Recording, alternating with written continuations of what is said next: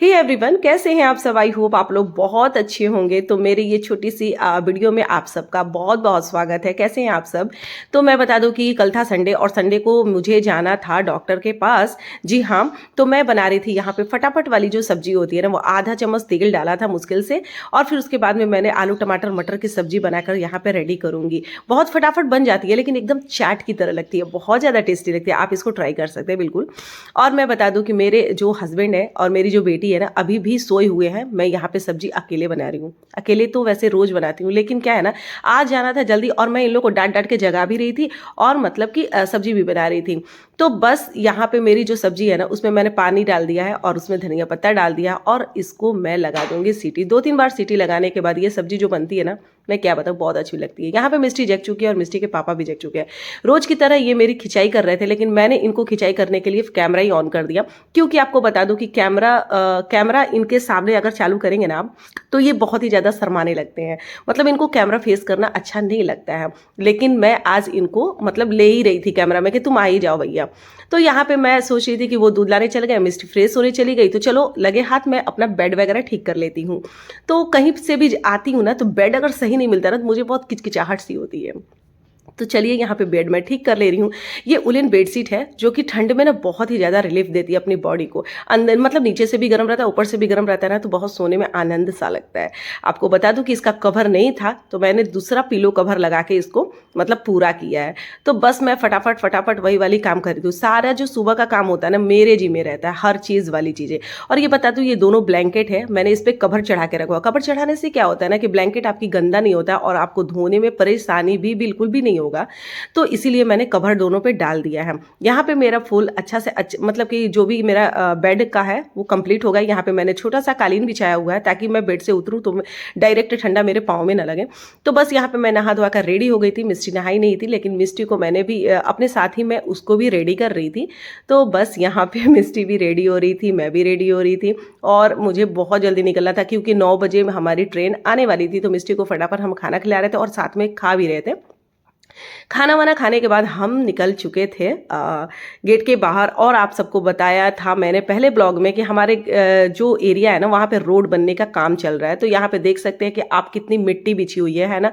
तो यहाँ से मुझे थोड़ी सी तकलीफ हो रही थी, क्योंकि बहुत ऊंचाई पे था, तो उतरने में थोड़ी सी तकलीफ हो रही थी।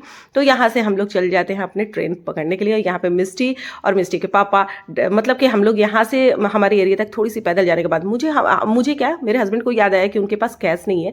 तो हम लोग एटीएम पहुंच जाते हैं और एटीएम के बाहर मैं वेट करती हूँ, और बाप बेटी दोनों एटीएम में घुस के पैसे निकाल रहे होते हैं। वहां से आने के बाद हम डायरेक्ट ऑटो पकड़ते हैं। ऑटो पकड़ने के बाद हम पहुंच जाते हैं ट्रेन के पास। आप सबका संडे कैसे बीता। मेरा संडे तो भागम दौड़ में बीता। जब भी मैं जाती हूँ आरा ना, मेरा पूरा दिन लग जाता है, क्योंकि वहां पे जाने के बाद ट्रेन तो रहती है आने के लिए, लेकिन थोड़ा सा शॉपिंग बनता है ना जाने के बाद। तो मैं ना शॉपिंग थोड़ा बहुत कर लेती हूँ। तो यहाँ पे मैं वेट कर रही थी ट्रेन का। डायरेक्ट ट्रेन आ भी जाती है, और ट्रेन की जो आवाज़ आती है ना, मुझसे उससे बहुत बड़ा इरिटेशन है, मुझे बहुत गुस्सा आता है। लेकिन क्या कर सकते हैं, सब चीज़ फेस करना पड़ता है। यहाँ पे जगह नहीं थी। आपको बता दूं कि आपको ट्रेन में इधर भी इलाहाबाद का जो संगम चल रहा है, जो नहाना स्नान चल रहा है ना, उसकी वजह से ट्रेन इतनी बिजी है ना, मैं क्या बताऊँ। फाइनली हम पहुंच जाते हैं आरा जंक्शन, और वहां जाने के बाद हम ऑटो पकड़ते हैं। ऑटो पकड़ने के बाद डायरेक्ट आते हैं अपने हॉस्पिटल में, मतलब कि डॉक्टर के पास। यहाँ पे और भी मरीज पड़े हुए थे, और लेकिन डॉक्टर साहब गायब थे। मतलब 1.5 घंटे बाद डॉक्टर का दर्शन होता है, और हम लोग वेट करते करते ना इतनी पगला से जाते हैं ना। मुझे तो वेट करना बिल्कुल भी पसंद नहीं है। मिस्टी को भी वेट करना बिल्कुल भी पसंद नहीं है। फिर बोलती है मम्मी बहुत तेज से भूख लगी। वो बाहर आती है ना, भूख का मतलब गाना गाने लगती है। तो मैं कुछ देना नहीं चाहती थी इसको, लेकिन मजबूरन मुझे ये चीज़ खरीदना पड़ा, और मुझे 2 पॉकेट खरीदा था कि साथ में हम भी खाएंगे। और वो मैं बता दूं, मिस्टी बस खरीदती जरूर है, लेकिन बहुत ये सब चीज़ें में उसका इंटरेस्ट उतना है नहीं, इसलिए मैं थोड़ी सी निश्चिंत रहती हूँ।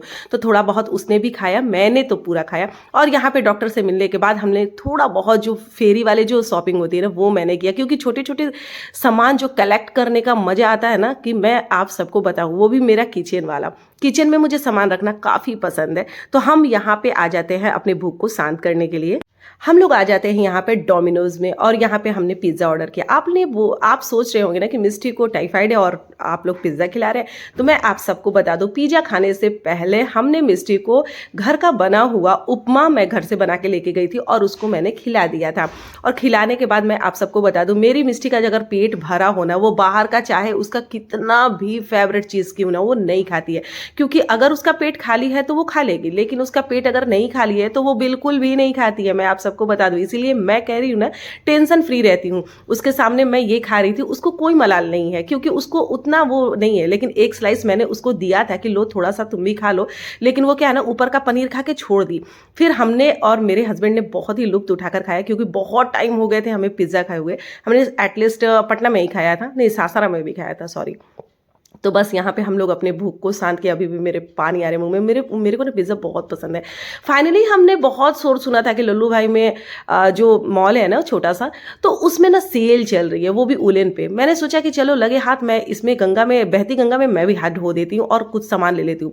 लेकिन वहां जाने के बाद मुझे ये रियलाइज हुआ कि कैसे बेवकूफ बना रहे हैं लोग। क्योंकि जो कुर्ती का दाम था ना, मतलब हाई दाम था, जैसे कि 1200-1300 था, मतलब ठीक ठाक था जो भी कुर्ती का दाम था, लेकिन इसको क्वालिटी इतनी रफ थी ना कि मुझे लेने का बिल्कुल भी मन नहीं किया। तो मतलब मेरे ख्याल से ना वो 600 की भी कुर्ती मुझे नहीं लग रही थी बिल्कुल अपने, मतलब वो से मैं सेल के वो में पचड़े में नहीं पड़ती, क्योंकि सेल में मैं जानती हूँ कि यहाँ से ना वहां से आपको बेवकूफ बनाया जा रहा है। यहाँ मैं पहुंच जाती हूँ आरा जंक्शन। आरा जंक्शन जाने के बाद मैं अपने ट्रेन का वेट कर रही हूँ। मेरी जो संडे थी ना ऐसे ही भागम दौड़ में बीत गई।